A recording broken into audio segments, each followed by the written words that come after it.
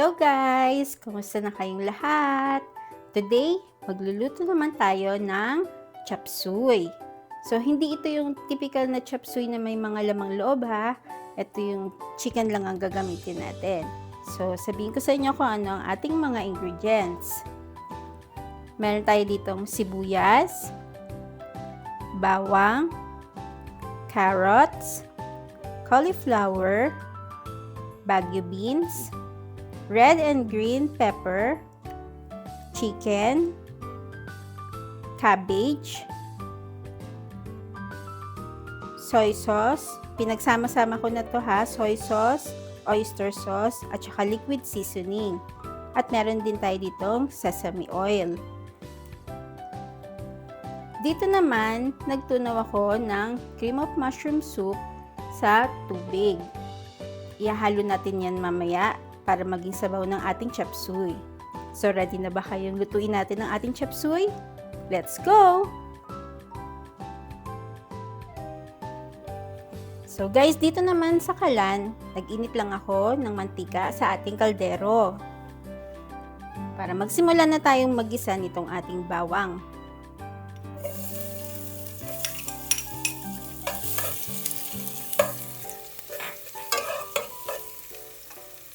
Then, itong ating sibuyas.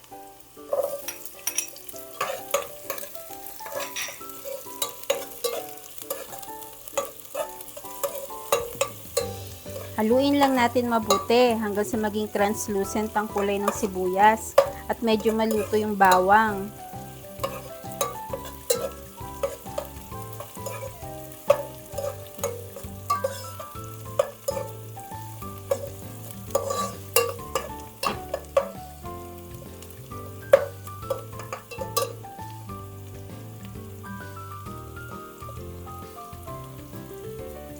Alam niyo ba yung sinasabing translucent? Yung parang medyo citron na yung kulay ng sibuyas. Hindi na siya violet na violet talaga. Yan, isunod na natin tong manok.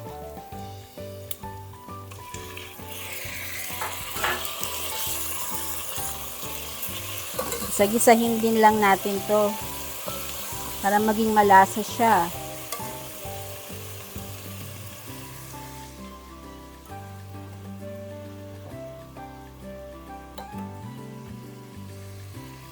Siyempre dito pa lang lagyan na natin ng asin.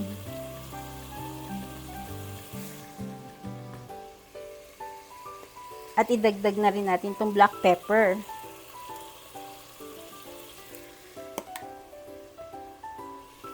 Tapos haluin lang natin ulit.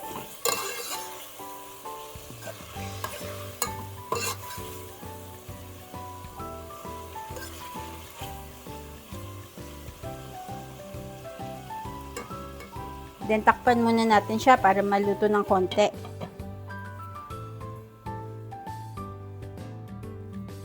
Check naman natin guys itong ating chicken. So, nakita natin puti na siyang lahat. Haluin lang natin. Yan. Then, isunod na natin guys itong mga matitigas nating gulay. Katulad nitong carrots, bagu beans at itong ating cauliflower.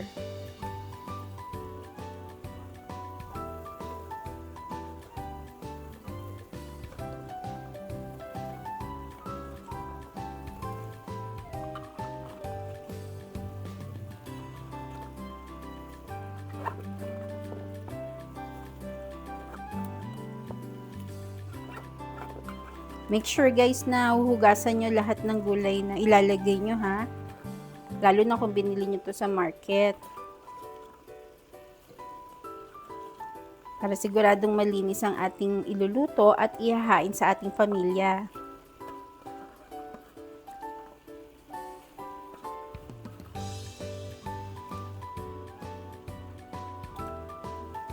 Lagay lang natin to lahat.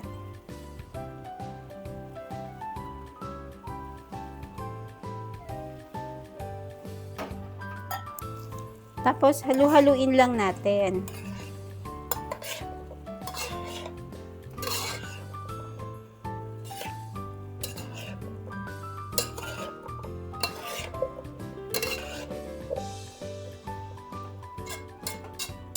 Mamaya na natin to sasabawan guys. Hayaan muna natin na medyo lumambot itong gulay. Tatakpan muna ulit natin and lutuin natin ng mga 2 to 3 minutes.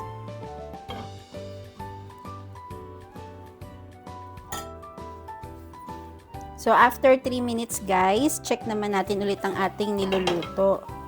Yan. Medyo haluin natin siya ulit.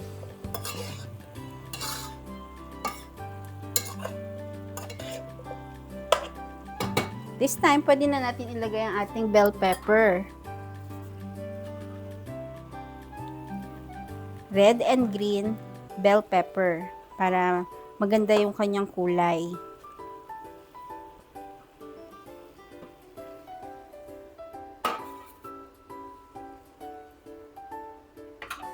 Isama na rin natin tong cabbage.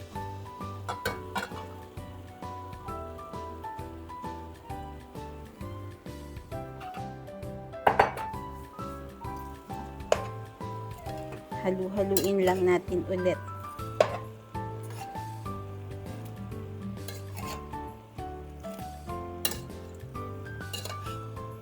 Mamaya, lalambot na yung repolyo.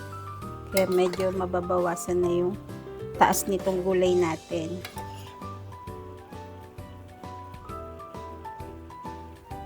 So, para maging malasa na rin siya, lagay na natin tong combination ng soy sauce, oyster sauce, at saka ng liquid seasoning. Mamaya, pwede nyo yan i-adjust kung nakukulangan pa kayo sa alat.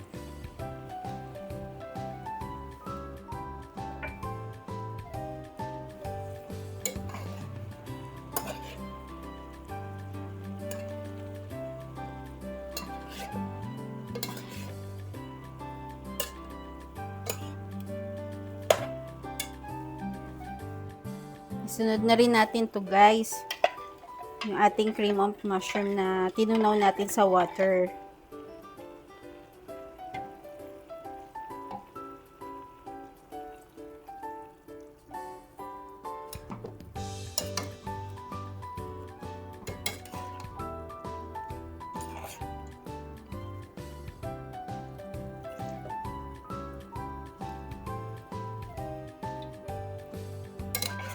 Mamaya lalapot pa yung sabaw niyan. So, tingin natin medyo madami pa siya ngayon. Pag naluto na yung cream of mushroom powder, lalapot na siya ng kusa. Pero kung gusto niya pa na mas malapot pa yung sarsa ng inyong chop suey, lagyan niyo siya ng slurry.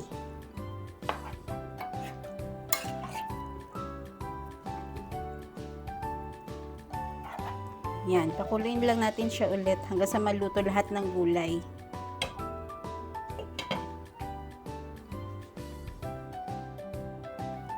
So, check naman natin guys ang ating niluluto. Ayan, kumukulo na yung kanyang sabaw, kaya halu-haluin muna natin.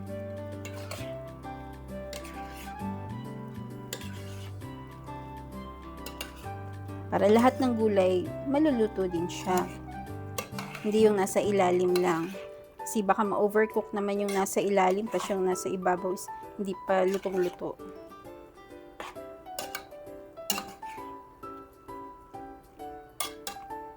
Yan, hayaan pa natin siya ulit kumulo para lumapot yung sarsa. Takpan lang ulit natin. Okay guys, so check na natin ulit itong ating niluluto. Ayan, lumapot na ang sabaw. So, ito optional lang guys ha. Kung gusto nyo lang, pwede rin wala.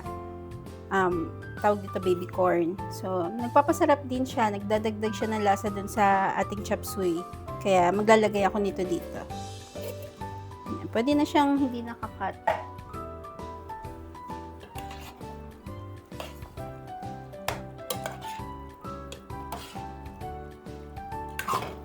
Yan, konting kulo na lang to. Then, off na natin yung apoy. And, ilagay na rin natin pala itong sesame oil. Nagpapadagdag siya ng lasa para maging parang authentic Chinese style.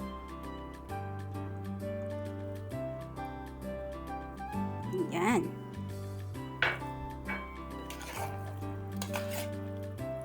So, pag kumakain kayo sa mga Chinese restaurant, feeling nyo ang sarap-sarap ng kanilang mga niluluto, ano. Pero, sesame oil lang yan.